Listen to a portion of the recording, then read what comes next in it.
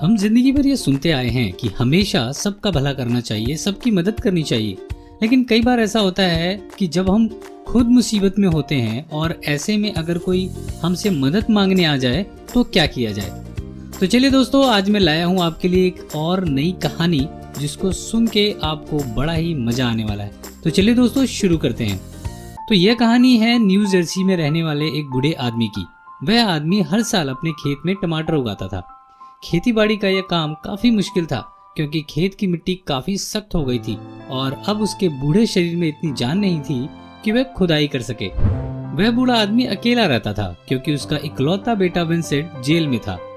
दुखी मन से उसने अपने बेटे को खत लिखा कि मेरे प्यारे बेटे, अगर तुम मेरे पास होते तो कितना अच्छा होता।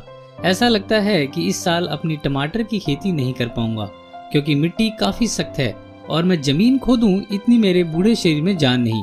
मैं जानता हूं अगर तुम होते तो मेरी मदद जरूर करते, जैसे हमेशा किया करते थे। लेकिन कोई बात नहीं, तुम अपना ख्याल रखना। तुम्हारा पिता।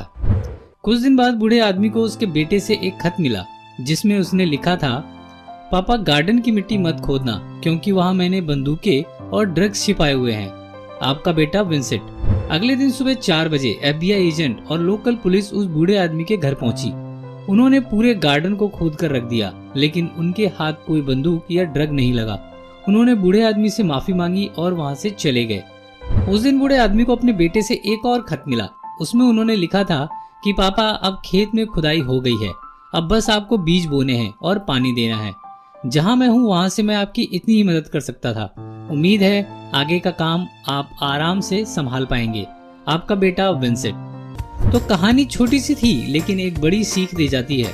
वह यह है कि आप चाहे किसी भी हालात में हो, लेकिन जब आप किसी की मदद करने की ठान लेते हैं तो कोई ना कोई ऐसा तरीका जिससे कि आप अपनी मदद दूसरे तक पहुंचा पाएं।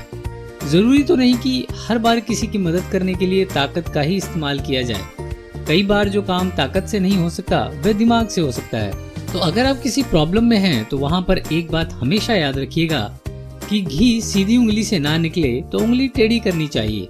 और यह कहानी उसी का एक छोटा सा एग्जाम्पल थी। आई एम श्योर दोस्तों ये कहानी आपको बहुत पसंद आई होगी। दोस्तों से शेयर जरूर करें क्योंकि दोस्तों शेयरिंग ही केयरिंग होता है। तो अगर आप अपने दोस्तों की, रिश्तेदारों की केयर करते हैं तो प्लीज उन्हें ये शेयर जरूर करें। और दोस्तों मेरे चैनल को भी अभी सब्सक्राइब कर लें ताकि मेरी कहानियां आप तक सबसे पहले पहुंचे। दोस्तों आपका कीमती समय देने के लिए बहुत बहुत धन्यवाद।